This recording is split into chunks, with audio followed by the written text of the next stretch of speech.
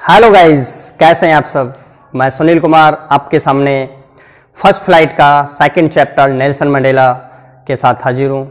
आज हम लोग नेल्सन मंडेला जो चैप्टर है उसके विषय में डिस्कस करेंगे। नेल्सन मंडेला एक ऐसा नाम है जिसे हर कोई जानता है। नेल्सन मंडेला एक ऐसे इंसान थे जिन्होंने अपनी पूरी ज़िंदगी अर्थात अपनी ज़िंदगी के 30 साल, जो एक बहुत बड़ा समय होता है, जेल में बिता दिए अपने समाज के लिए, अपने समाज को अंग्रेज़ों से न्याय दिलाने के लिए। वैसे हमने इनके विषय में एक वीडियो बनाई है, उसे आप हमारे चैनल पर देख सकते हैं। और यहाँ पर हम आपको जो चैप्टर में दिया गया है उसके विषय में बताएंगे। दोस्तों, ये 10 मई का दिन था, ऑटम डे था। और नेल्सन मंडेला बताते हैं कि इस दिन 27 अप्रैल 1994 को इलेक्शन जीत लिया था, अर्थात फर्स्ट ब्लैक प्रेसिडेंट बन गए थे साउथ अफ्रीका के। तो तभी से जो वर्ल्ड के जो लीडर थे या जो नोबेल मैन थे वो उन्हें बधाई के लिए आने शुरू हो गए थे। और नेल्सन मंडेला बताते हैं कि मैं कई दिनों से विश्व के लीडरों से घिरा हुआ हूँ। और आज का दिन, ये 10 मई का दिन क्यों बताया गया, क्योंकि इसी के दिन वो एक शपथ लेने वाले थे, मतलब एक उद्घाटन समारोह हुआ था। यहाँ पर तरह तरह के लोग यहाँ पर एकत्रित हुए थे, विश्व भर से नेता एकत्रित हुए थे। साउथ अफ्रीका के लाखों लोग यहाँ पर आए हुए थे, बच्चे, बूढ़े, जवान, औरतें, सभी यहाँ पर एकत्रित हुए थे। तो दोस्तों, इस लैंड पर बहुत ज़्यादा ऑपरेशन हुआ था एक के द्वारा दूसरे पर। अंग्रेज़ों ने यहाँ के लोगों को लगभग 300 साल तक यहाँ पर साउथ अफ्रीका पर उन्होंने राज किया था और उनके सारे अधिकार उन्होंने छीन लिए थे। तो जब इन्होंने 400 से 252 सीट्स हासिल करके जो विजय प्राप्त की, तो ये फर्स्ट प्रेसिडेंट बन गए साउथ अफ्रीका के।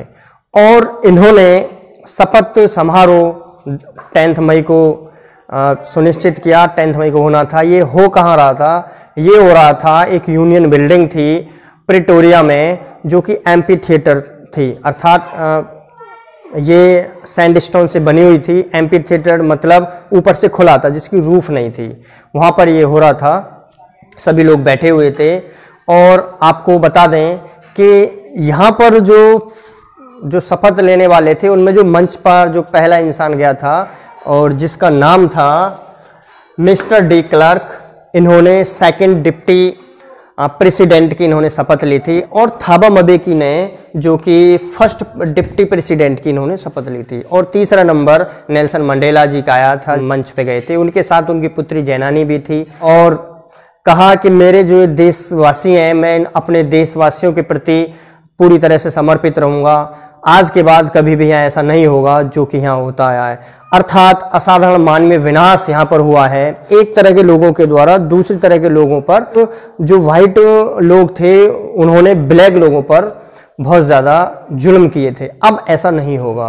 वो बताते हैं, सभी से बोलते हैं, जो उन्हें देख रहे थे वो ऑल वर्ल्ड से कहते हैं कि ये जो विजय प्राप्त हुई है, मुझे मेरी विजय नहीं है, हम सब की विजय है, अर्थात ये हम सब ने ये विजय हासिल की है। और मैं आप सब से कहना चाह रहा हूँ कि हम लोग, क्योंकि जो बहिष्कृत थे, आज पूरे वर्ल्ड के जो लोग आए हुए हैं उन सब की मेजबानी हम कर रहे हैं। तो उन्होंने कहा कभी नहीं बल्कि कभी भी नहीं अब ऐसा होगा कि एक के द्वारा दूसरे पर यहाँ पर उत्पीड़न होगा। और वो कहते हैं कि हम अपने जो देश के गरीब लोग हैं उन्हें बंधनों से मुक्त करेंगे। अब जो जातिगत जो यहाँ व्यवस्था थी उसे खत्म करेंगे। अब जो डेमोक्रेसी की जो सरकार चुनी गई है अब सबके लिए समान होगी। ऐसा नहीं है कि ब्लैकों पे वाइटों के द्वारा या ब्लैकों के द्वारा वाइटों पे अत्याचार होगा। अब किसी पे कोई अत्याचार नहीं होगा और इस भूमि पर, इस धरती पर कभी भी ऐसा नहीं होगा। तो उन्होंने बताया कि पूरा वर्ल्ड जो हमारे साथ है आज, वो न्याय की विजय, शांति, मानव के सम्मान के लिए यहाँ पे जो पूरा वर्ल्ड से जो मैन लोग आए हुए हैं, एकत्रित हुए हैं, मैं उन सब का धन्यवाद करता हूँ। और अब मानवता की इस गौरवशाली जो उपलब्धि का जो सूर्य यहाँ पर जो उगा है वो कभी भी अस्त नहीं होगा। और मैं ईश्वर से कामना करता हूँ कि ईश्वर जो अफ्रीका को आशीर्वाद दे। और कुछ ही क्षण में जो जेट विमान थे वो आसमान में उड़ते हुए दिखाई दिए और सभी की निगाहें ऊपर उठ गईं, अर्थात सब इसमें से देखने लगे। जो सेना के जो जनरल थे उनका एक नियमनिष्ठ प्रदर्शन था। केवल ये प्रदर्शन नहीं था बल्कि ये जो डेमोक्रेसी की जो जीत हुई थी उसके प्रति वफादारी की उनकी पहल थी। अर्थात जो डेमोक्रेसी की जो विजय हुई थी साउथ अफ्रीका में, उसके प्रति वो वफादारी का प्रदर्शन कर रहे थे। और इससे पहले ये सभी लोग अपनी अपनी सलामी मुझे दे चुके थे, जो जनरल थे और सेना के अफसर थे, जिनके अभी भी शोल्डर्स पे पुरानी जो सरकार थी उनके रिबन और मेडल्स लगे हुए थे। नेल्सन मंडेला बताते हैं वो दिन भी याद थे कि कुछ वर्षों पहले यही लोग मुझे अरेस्ट कर लिया करते थे और मुझे प्रताड़ित करते थे, लेकिन वो समय और था। और इसके कुछ देर बाद ही जो इम्फाला जेट विमानों ने दक्षिण अफ्रीका के नए ध्वज का जो फ्लैग था उसके प्रति काले, लाल, हरे, नीले और कई रंगों के धुएं से वी आकार का धुआं छोड़ा। जैसे कि मेरी दिली इच्छा थी कि कभी साउथ अफ्रीका आज़ाद हुआ तो 2 राष्ट्रगान गाए जाएं, और 2 राष्ट्रगान गाए गए। जो वाइट लोग थे उन लोगों ने जो नया राष्ट्रगान था जो कि अश्वेत लोगों का था उसे गाया, और जो अश्वेत लोग थे उन्होंने पुराना वाला राष्ट्रगान गाया। हालांकि जो श्वेत लोग थे, जो वाइट मैन थे, उन्हें उस राष्ट्रगान के बोल याद नहीं थे, लेकिन धीरे धीरे उन्हें याद हो जाएंगे। फिर मुझे उस वक्त की याद आ गई कि जब 20वीं शताब्दी के पहले दशक में और मेरे जन्म से पहले एक कुख्यात युद्ध हुआ था आंग्ल बोर, और उस युद्ध में जो अश्वेत लोग थे उनके प्रति एक गहरी राजनीति रची गई। उनके लिए एक ऐसे रूल रेगुलेशन बनाए गए जो कि मानवता को शर्मसार करते थे, जिनको कि पूरे विश्व ने देखा था। लेकिन आज मेरे जन्म के 8वें दशक में और 20वीं शताब्दी के अंतिम दशक में मैंने उस सत्ता को, जो नियम कानून ब्लैकों के लिए बनाए गए थे, उसको खाड़ फेंका है। जो आज सरकार बनी है वो उन नियम कानूनों को खाड़ के फेंक देगी जो वाइट लोगों ने अश्वेत लोगों के लिए बनाए थे। जो हमें जीत हासिल हुई है वो केवल मेरे संघर्ष के कारण जीत हासिल नहीं हुई है, बल्कि मुझसे पहले अनेकों लोगों ने इसके लिए अपना बलिदान दिया है। मैंने एक एक विचार के लिए लोगों को लड़ते हुए देखा है, आक्रमण या आक्रमणकारियों से बचते हुए, उनकी लाठियां खाते हुए, उनके जुल्मों का शिकार होते हुए देखा है, अपनी जान को गंवाते हुए देखा है। और मुझे ऐसा लगता है कि मैं उन सभी देशभक्तों का जोड़ हूँ। ये वो आदर्श जो पंक्ति है वो मुझसे शुरू होती है। जो लोग इस आज़ादी को नहीं देख पाए, मैं उन सबको भी धन्यवाद करता हूँ। शायद वो लोग आज देख पाते हैं कि उनके संघर्षों ने आज किस तरह से एक नई क्रांति ला दी है। और जो बताते हैं कि कुछ ऐसे भी लोग थे जो बहुत ही एक्स्ट्रा ऑर्डिनरी, जिनमें करेज था, मतलब बहुत ज़्यादा साहसी थे, बहुत ज़्यादा बुद्धिमान थे। उन लोगों के नेल्सन मंडेला कुछ नाम भी इंक्लूड किए हैं। उन नामों में से कुछ नाम हैं जैसे कि आपका ओलिवर टाम्बो। ये ओलिवर टाम्बो थे, Walter Sisulu, chief Luthulis, Bram Fischer, Yusuf Dadoo, Robert Sobukwe. ये वो नाम हैं जिनके साहस से मैंने साहस का अर्थ सीखा। साहस का अर्थ मैंने इन्हीं लोगों से सीखा, अर्थात ऐसी पर्सनैलिटी हासिल करने के लिए, ऐसे लोगों का चरित्र का निर्माण होने के लिए बहुत ज़्यादा उत्पीड़न की आवश्यकता है। इन लोगों का कई दशकों तक उत्पीड़न हुआ, जिसके कारण इनका जो कैरेक्टर उभर के आया। और इन लोगों से ही मैंने वास्तविक साहस क्या होता है ये सीखा है। साहसी वह व्यक्ति नहीं होता जिसे डर नहीं लगता, बल्कि साहसी वह व्यक्ति होता है जिसे डर तो लगता है लेकिन उस डर के ऊपर वो विजय प्राप्त करता है, वो साहसी कहलाता है। तो नेल्सन मंडेला बताते हैं कि साहसी व्यक्ति वह नहीं जो डरता नहीं, बल्कि वह है जो डर पर भी विजय प्राप्त करता है।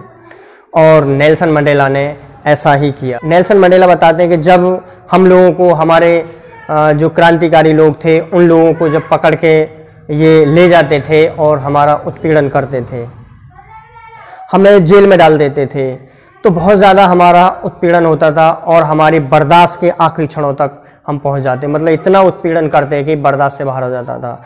लेकिन तभी किसी न किसी में, जो कि हमारे रक्षक थे, उनमें किसी न किसी में जब भी हम जरा सी भी ह्यूमैनिटी की, मानवता की झलक देखते थे तो यही हमारे लिए काफ़ी होता था।